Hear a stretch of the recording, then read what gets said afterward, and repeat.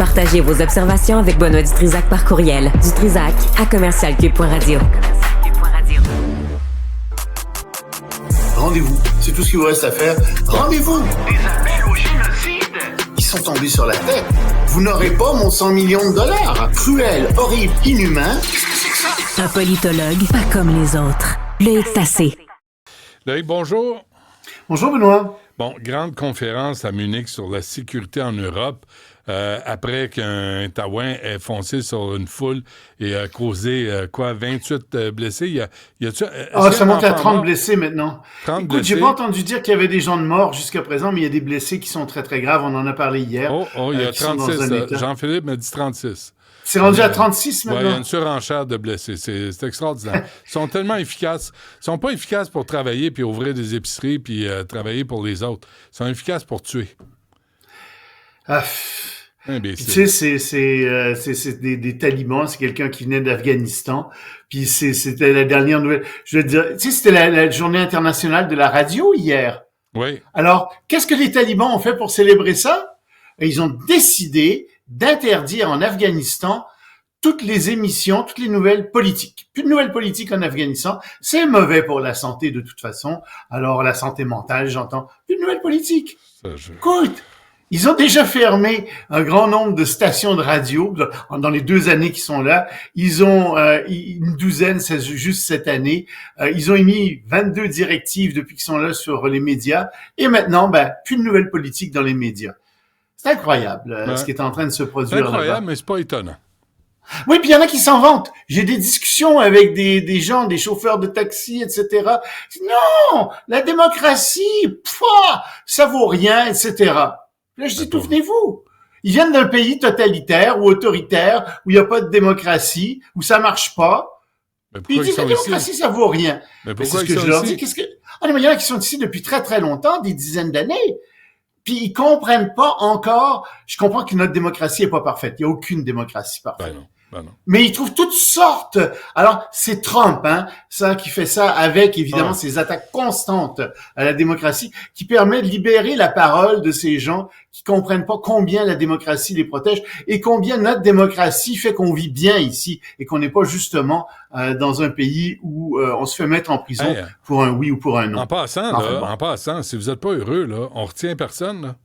Moi, je veux le bonheur de tout le monde. Mon ami, si t'es pas heureux, tu sais quoi faire? T'sais, à un moment donné, il faut arrêter de cracher sur la société. Il faut être cohérent. T'sais, si tu viens ici, si tu quittes ton pays parce que c'est un régime autoritaire ou totalitaire, crache pas dans la soupe. Il vient pas nous dire que la démocratie, c'est pas bon. Ouais, faudrait commencer à leur dire. Donc, cette conférence à Munich. Aberrant ce qui est en train de se passer là-bas. Et c'est beaucoup le fait des Américains. Le vice-président Vance qui fait des déclarations qui sont incroyables. Par exemple, sais-tu que le plus grand ennemi des États-Unis, c'est plus la Chine, adversaire, disons, c'est plus la Russie. Non, c'est l'Europe. Non, c'est l'Europe. Ah oui, c'est l'Europe. Sais-tu pourquoi? Parce qu'en Europe, il y a des atteintes graves à la liberté d'expression, en particulier dans les médias sociaux. Tu sais, les pays européens veulent essayer d'empêcher toute la désinformation qui se déverse là-dessus. Non, dit Vance, il faut pas empêcher la désinformation d'aucune manière. Quand vous faites ça, vous ressemblez au régime d'avant la Deuxième Guerre mondiale. Suivons mon regard, regardez ce qui se passait en Italie, regardez ce qui se passe en Allemagne. Mais là, t'écoutes ça, là, puis tu dis, mais il est devenu fou. Qu'est-ce qu'il raconte? N'importe quoi. C'est du grand n'importe quoi, ce qu'il avance là. Il dit aussi que, tiens, une autre chose, ça c'est le secrétaire à la Défense, Pete Hegseth, qui dit, vous savez, c'est pas nécessaire de faire confiance à Poutine pour négocier avec lui.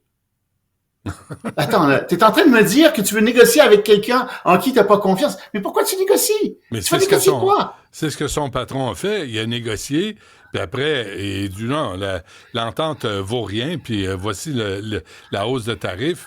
Leur signature ne valent rien, là. Ah oui. T'as raison dans ce sens-là. Il y a une cohérence illogique, si je puis dire, dans leur illogisme. Oui, il y a une certaine cohérence, en effet. Mais tu sais, t'écoutes ça, puis tu dis, ça marche pas, là. Alors, C.D. Vance, plutôt le Vance, le vice-président américain, qu'est-ce qu'il dit? Il dit, Ah, ben vous savez, quand on va négocier sur l'Ukraine, tout va être sur la table. Tout va être sur la table en se souvenant que Donald Trump a dit que oui, ça se pourrait que l'Ukraine devienne entièrement russe. Puis là, en même temps, dans la même phrase quasiment, il dit oui, mais on a à cœur l'indépendance souveraine de l'Ukraine. Ben branchez-vous. Qu'est-ce que vous voulez exactement? Ouais. C'est ça que je te dis, ils Et savent pendant absolument ce temps, pas. le premier ministre britannique, lui, il dit autre chose. Ah ben oui, parce que Vance a dit, il n'est pas question que l'Ukraine entre dans l'OTAN et patati et patata. OK. Le premier ministre britannique, Keir Starmer, lui, au téléphone, il annonce, ou je pense, il a dit à Zelensky que la voie de l'intégration de l'Ukraine dans l'OTAN était irréversible.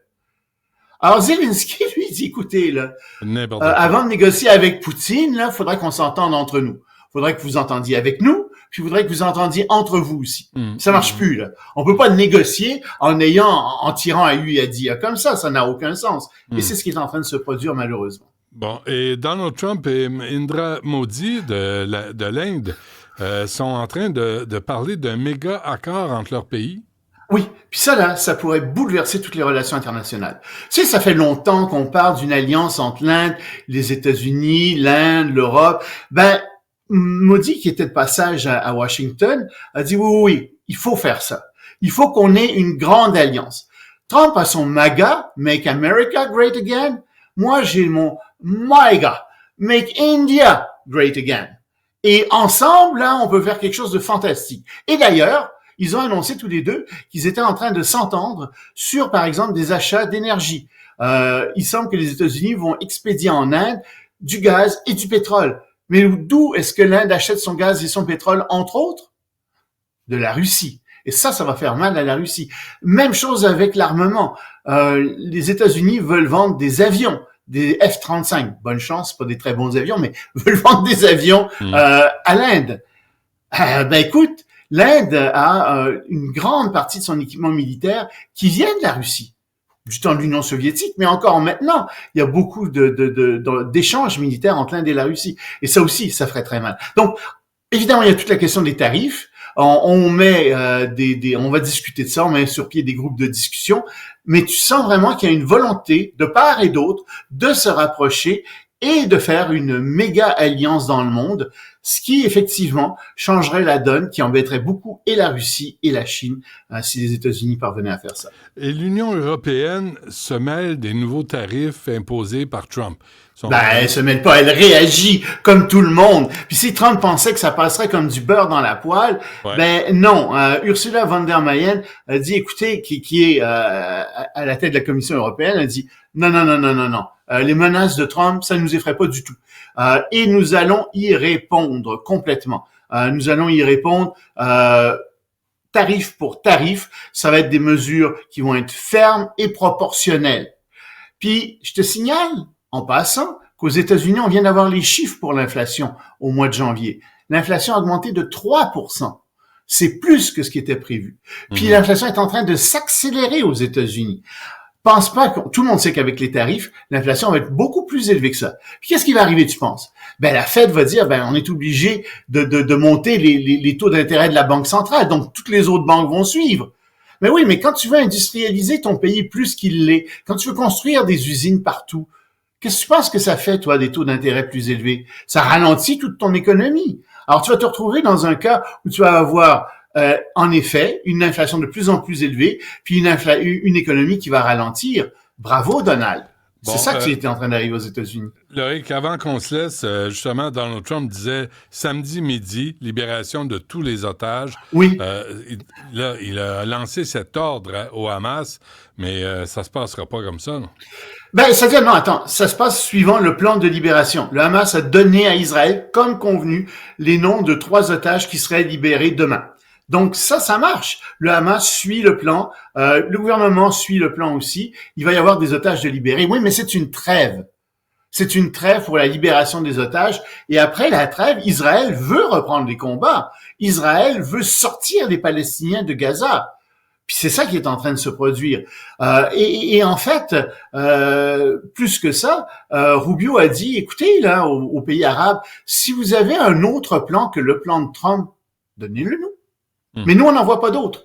Et il y a une grande réunion en ce moment à Dubaï où était entre autres l'ambassadeur des Émirats arabes unis qui a brisé l'union, qui a dit, c'est vrai, il n'y a pas d'autre, il n'y a pas d'alternative sur la table. On peut rien faire d'autre que ça. Donnez-nous une alternative, a-t-il dit aux autres pays. Et je pense que tout ça, tu sais, c'est terrible. Moi, je suis contre le nettoyage ethnique qu'on est en train de faire là-bas. Mais il y a une chose que les gens n'osent pas dire là-bas, que j'ai dit à ton émission, c'est que les Palestiniens de Gaza ont perdu la guerre. Malheur aux vaincus. Et ils ont perdu la guerre, c'est plus eux qui décident pour eux-mêmes. C'est très grave ce qui est en train de se passer là-bas. Ils ne réalisent pas l'état de faiblesse dans lequel ils sont. Et c'est la faute du Hamas. Mais ça, personne ne veut le dire non plus. Bon, ben c'est dit. Merci, Loïc. On se reparle lundi. Salut.